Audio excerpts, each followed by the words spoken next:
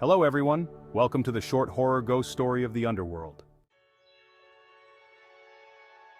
I was exhausted, trying to get up to pull the blanket over my legs despite the creaking of my spine. I love winter even though it makes me physically and mentally sick.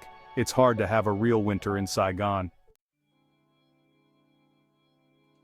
For the past week, I've been sleeping soundly in bed, letting the world collapse beneath my feet, letting 152 Vietnamese tourists escape in Taiwan, a whole group of Vietnamese tourists get bombed in Egypt, a tropical depression is making landfall, my mother's nagging or just the meowing of my cat asking for affection. You texted me asking what I thought about those events. I just read the message and continued my journey to bury my head in sleep. What else could I say when my head was empty, really empty? There were times when I wanted to turn myself into a vegetable, just lie there and inhale the remaining air in the shabby house we were living in. I was tired of wiping and catching every drop of rainwater seeping through the roof, tired of the tragedy of water rushing into the house, sitting like frogs on lotus leaves waiting for a peaceful sleep. I struggled not knowing how to tear apart my current life, to move on to a new, better page. I tried my best to earn money from things I wasn't very interested in. If I didn't do it, if I didn't like it, I would starve, but if I jumped in, would life be any better? I was helpless and useless. I just wanted to lie there, digest myself, corrode myself, and die with every breath. The message bell rang, and once again he pulled me out of the sticky, dark emotions that were surrounding me. If I didn't look at my phone, I wouldn't know if the sun had risen yet because my room was surrounded by stained walls. The recent flood had caused the lime to fall off in white flakes like duck eggshells. The water receded, leaving me with a pile of books that smelled musty. The room had no windows, no light, no life.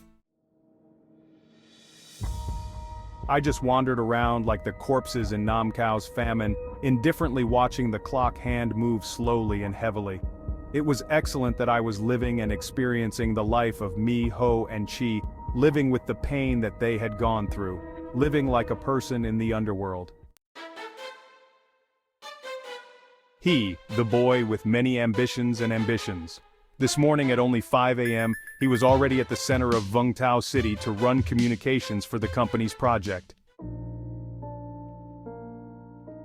He took pictures and sent me the activities of the people in the early morning, the silvery fish struggling under the net, the scene of the dawn on the sea, the scene of round baskets floating on the waves. I miss him 10 parts, I envy him 8 parts because of the energy he has, while right now, around me, there is only darkness. Once again he sent me a little bit of life of the new day. I jumped up, cleaned myself up, and quickly put on a thin shirt. I wanted to struggle hard, tearing off the horrible things that had been hugging my body for the past few days. The way I chose was to run to a familiar cafe, find a seat by the window, and quietly watch the hustle and bustle of life. I ran away from my ego, ran away from my own home to look back at myself. Ordering myself a cup of hot chrysanthemum tea, I began to sink into my dreams by the poetic window and the love song of the familiar cafe. Saigon is so strange this year. It rains in winter, looking at the raindrops falling on the leaves. I thought summer had come. Thousands of memories rushed back into my head, struggling to the point of suffocation. Outside the window were the lush green leaves of the golden scorpion plant, a plant that people often compare to the king of flowers because of its regal yellow color. They are so proud, yet in the past, how could we, as children, have the heart to pick the flowers, smash them, and prepare horrible dishes for ants and insects?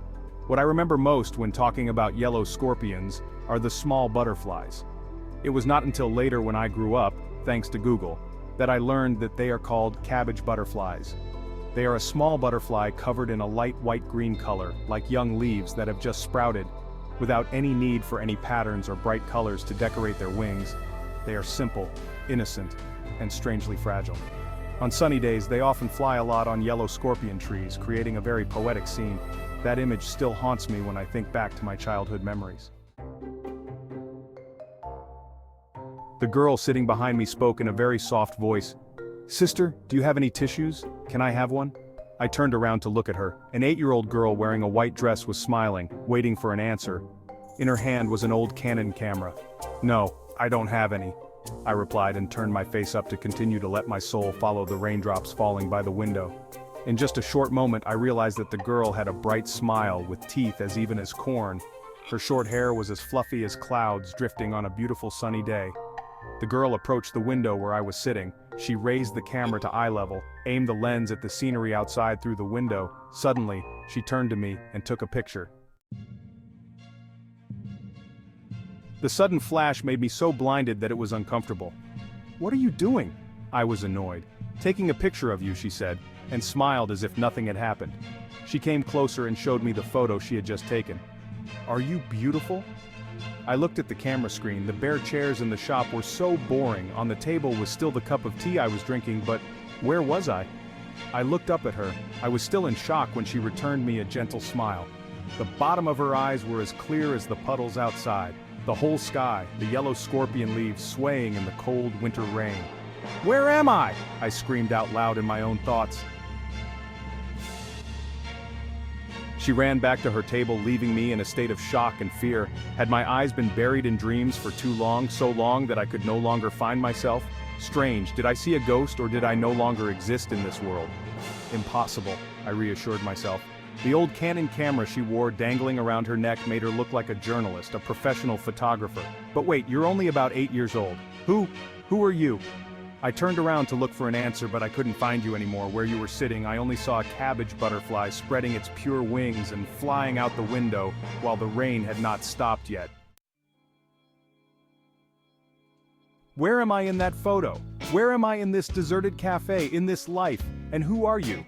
Are you that pure butterfly residing in the vast sky? The melodious music in the cafe was suddenly replaced by a prayer that sounded sad and endless. Please give the channel one like and one subscription to support the channel.